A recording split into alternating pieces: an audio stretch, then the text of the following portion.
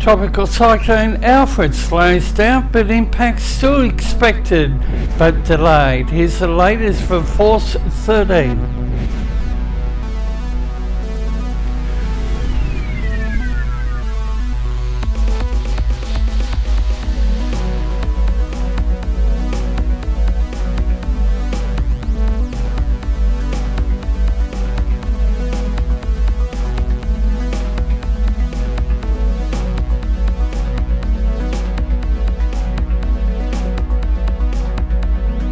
Tropical Cyclone Alfred has slowed down, but impact still expected but delayed.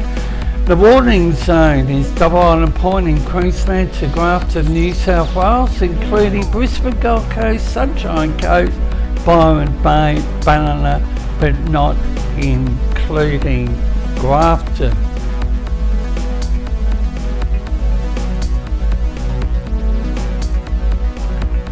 Category 2, sustained winds to the centre of 95 kilometres per hour with wind gusts to 130 kilometres an hour, located within 30 kilometres of 27.4 degrees south, 155.5 degrees east.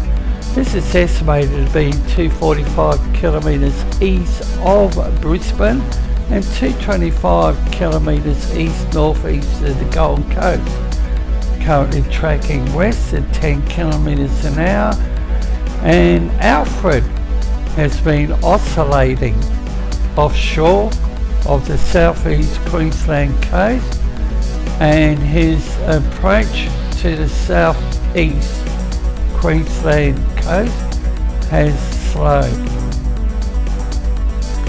Alfred, currently Category 2, is expected to remain of similar intensity until the centre starts to interact with the coast and islands.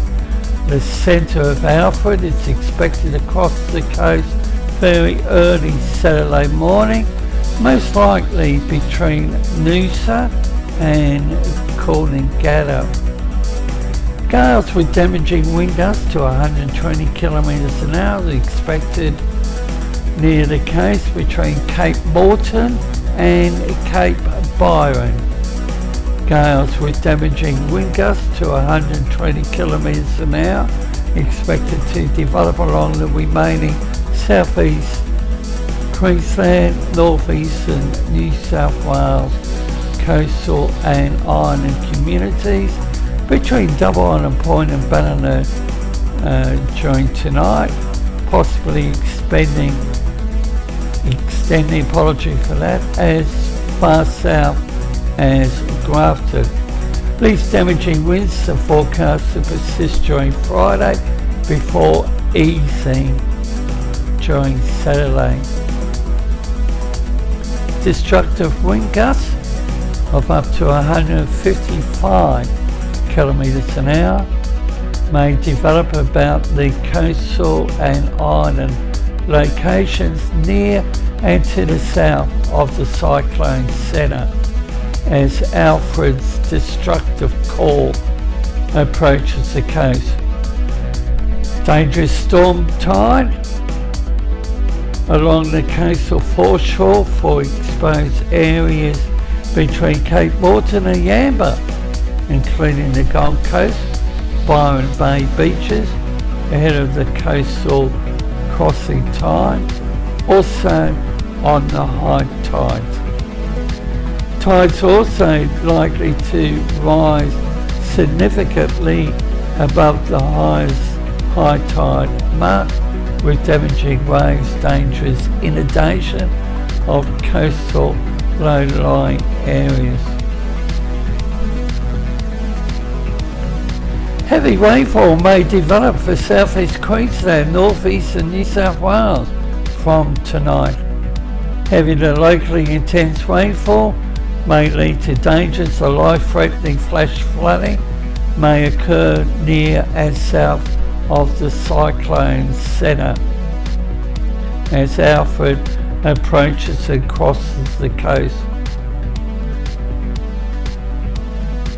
So the main area is Cape Morton, and to the south of that location there are other related warnings. Severe weather warning for the southeast coast, the Wide Bay and Burnett, and including the Darling Downs and Granite Belt forecast districts. This is an updated advisory. Heavy to locally intense rainfall damaging to destructive winds expected over southeast Queensland. The warning area: Gold Coast, Brisbane, Maroochydore, Gympie, Caboolture, Coolangatta and Ipswich. Heavy rainfall may lead to flash flooding. Forecast to develop about parts of the southeast Queensland from tonight. And this is where it gets interesting and very concerning. 6 hourly rainfall totals between 60 and 120 millimetres, increasing to around 180 millimetres. About the scenic rim, Gold Coast hinterland. 24 hourly rainfall totals between 100 to 180 millimetres likely, increasing to around 350 millimetres. About the scenic rim, the Gold Coast hinterland. Locally intense rainfall may lead to dangerous, life-threatening flash flooding. May develop near and south of the cyclone centre as it approaches the coast Friday. Possible 6 hourly rainfall totals between 200 and 250 millimetres.